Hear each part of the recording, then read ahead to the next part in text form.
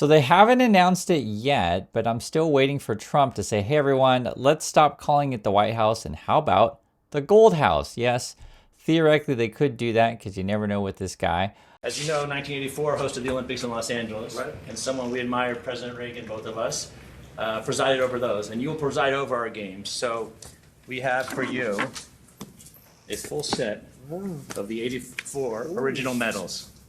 Wow.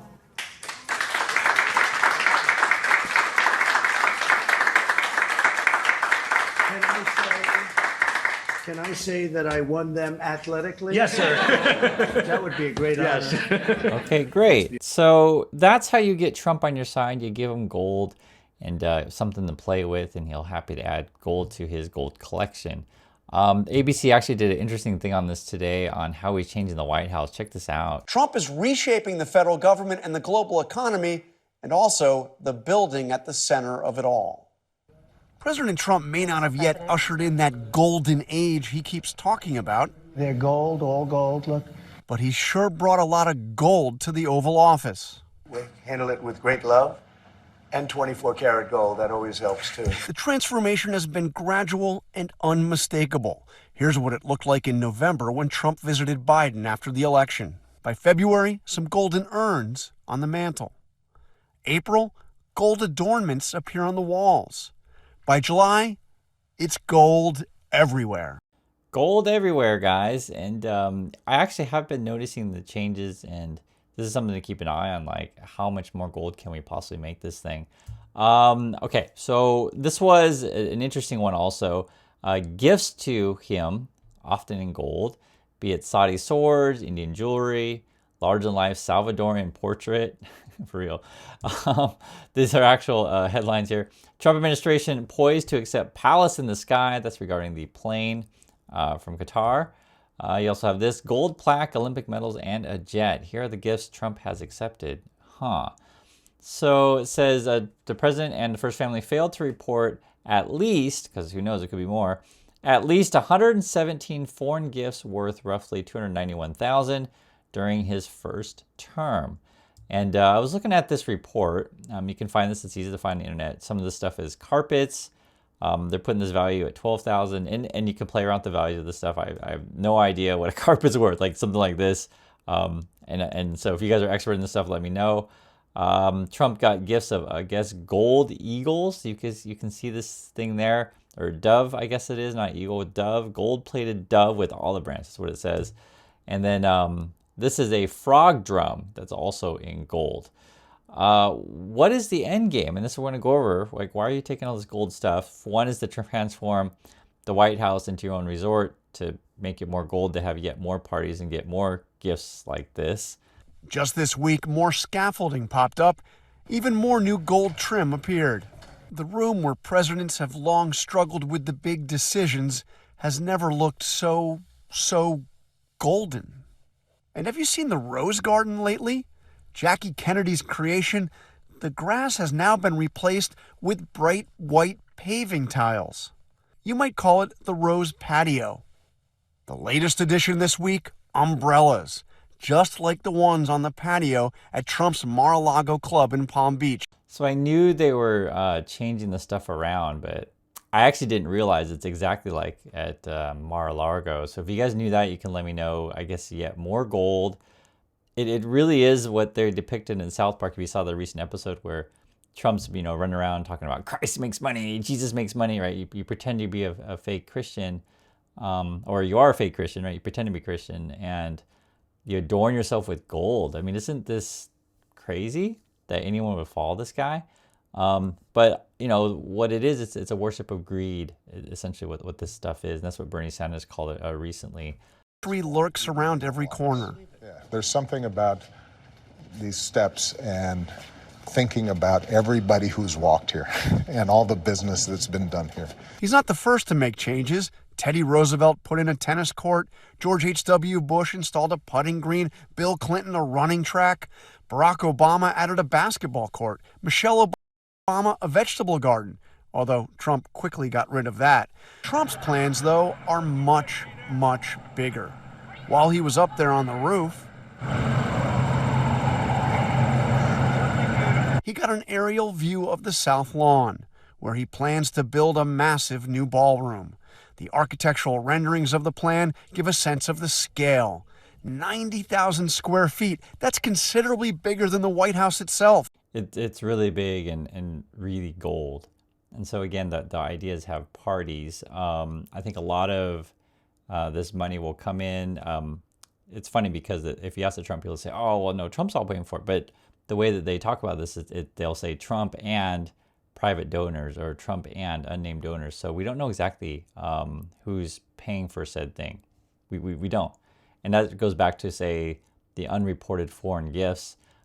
We don't know, say, for example, who's buying Trump coin exactly. We know some people because the names do get out.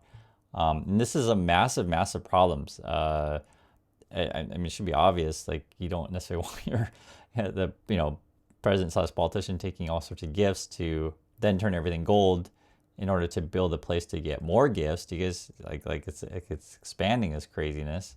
The ballroom, which he says will cost $200 million and be paid for with private donations, looks strikingly like the one at Mar-a-Lago.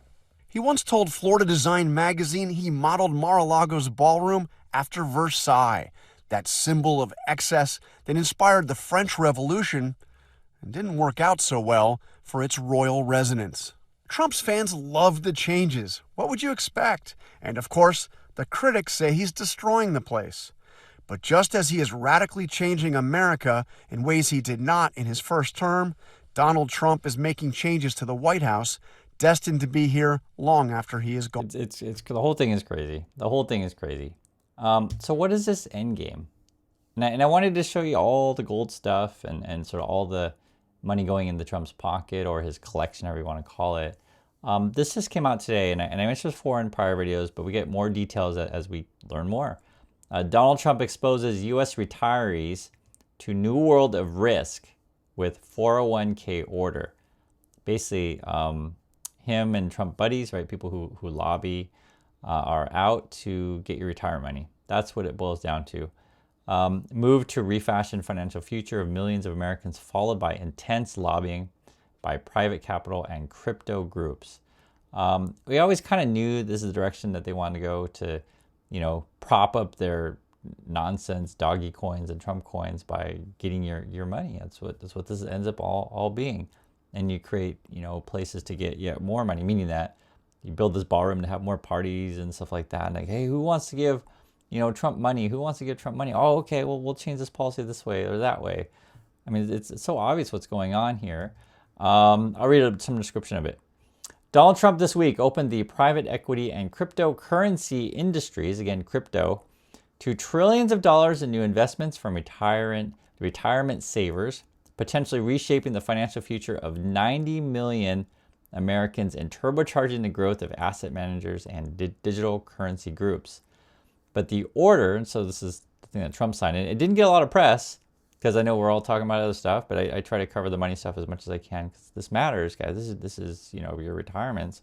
But the order enabled 401k savings plans to invest in alternative assets and also exposes American retirees to new risks, right? So they're trying to get your money and go into this stuff. And so basically what they end up doing is changing laws on these 401ks to make it so that you can't sue them if they, lose all your money basically by gambling away on whatever risky stuff or crypto. These people are pretty crazy or brazen, you could say. They're even threatening to sue if you can't get people's retirement money. It doesn't make sense because the idea is that this kind of stuff, say your employer, right, your 401ks, should have your fiduciary, have a fiduciary responsibility, like the responsibility to be in your best interest, to act in your best interest, to protect you from risky stuff, which you shouldn't be, putting your 401ks into risky stuff. But then Trump's like, hey, and his buddy's like, hey, you got to change the laws so we can get that money. Because, these people need to buy our crypto coins and our risky, private equity things or whatever. It says the measure is expected to open retirement funds to a new array of unlisted investments, from corporate takeovers and private loans to infrastructure deals. In doing so, it potentially exposes them to higher fees and less transparency. The fees are probably going to double, is what it sounds like. So there's money to be had and that stuff. So obviously, people who are Trump's friends want to get fees, and they'll collect their fee regardless if you make money or lose money in your 401k. It doesn't matter to them. They'll still get their fee. And then they get a double bonus if you throw their money into their stupid crypto coins and they can sell stuff to you. That's what it all boils down to, and there's talking about $9 trillion here in 401ks. There's some quotes here. The doors to alternatives are opening wider than ever. Many leaders will see this as a business model opportunity. So that's coming in from KPMG. Here's another point of view. This is from Better Markets.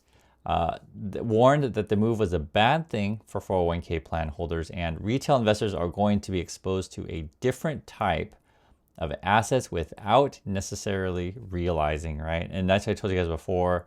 One of the articles was saying that they may auto-enroll you in this kind of stuff, or may package this stuff together with other things that you're in. So if you're not paying attention, your money may end up going to these things.